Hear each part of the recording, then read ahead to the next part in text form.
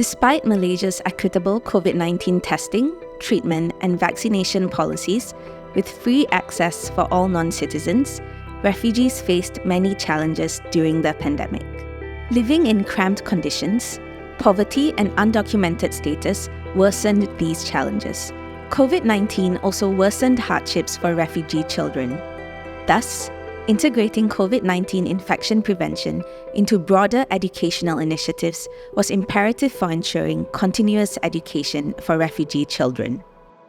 The FOSTER project, which is an acronym for Feasibility of COVID-19 Self-Testing in Refugee Learning Centers, was a collaborative project between Health Equity Initiatives, Monash University Malaysia, and the Foundation for Innovative New Diagnostics in Switzerland.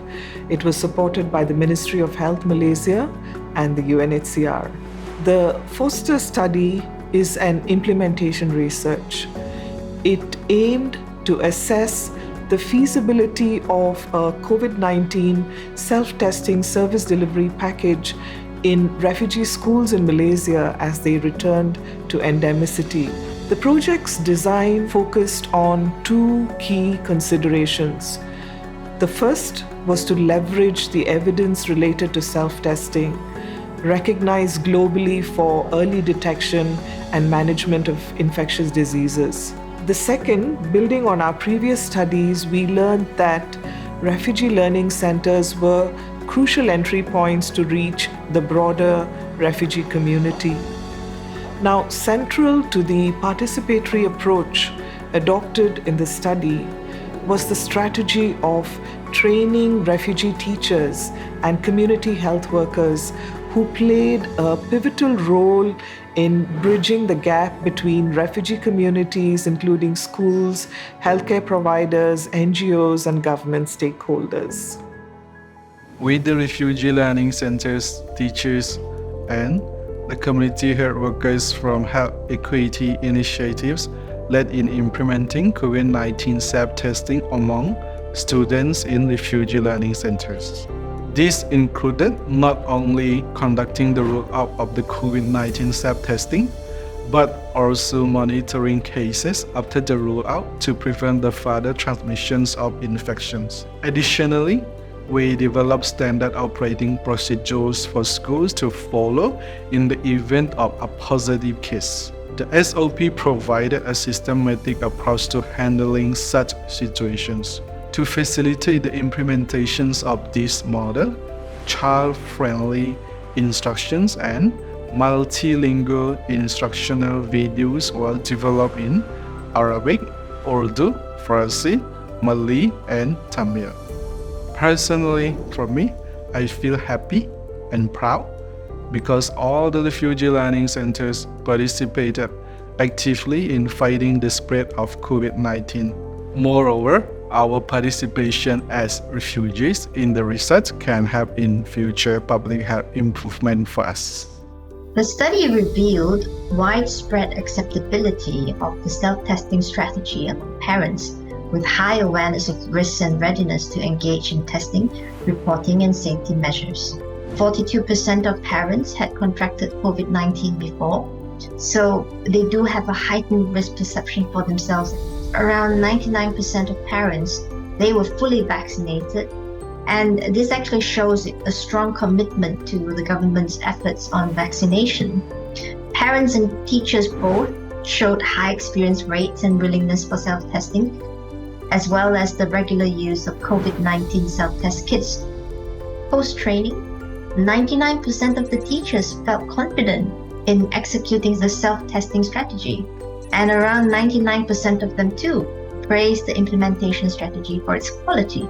In conclusion, our study results suggest that with sufficient resources, schools and parents are not only willing to adhere to the safety measures, but they are also capable of self-organizing to effectively implement the self-testing strategy for COVID-19 prevention. Our interviews with school teachers reveal the impact of the project in addressing COVID-19 transmission concerns among students, schools, households, and the broader refugee community. The 11 refugee learning centers highlighted the ease of routine COVID-19 self-testing, creating a safer study environment by promptly identifying positive cases and reducing fear.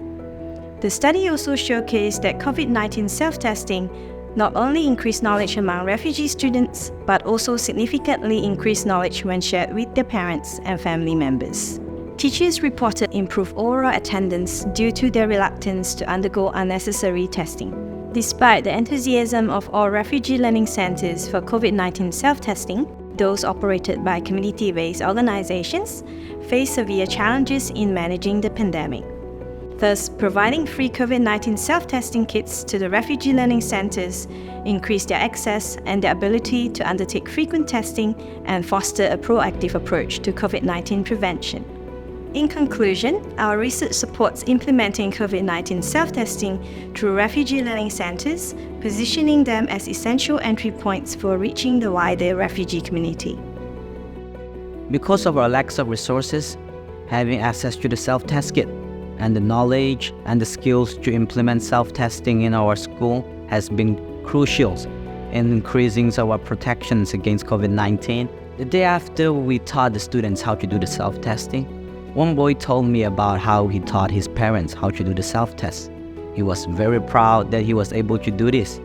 For me, that made me feel that our project was a success. Through this project, the refugee students also learned what they should do if they happen to be positive, thus helping to prevent the spread of COVID-19 virus.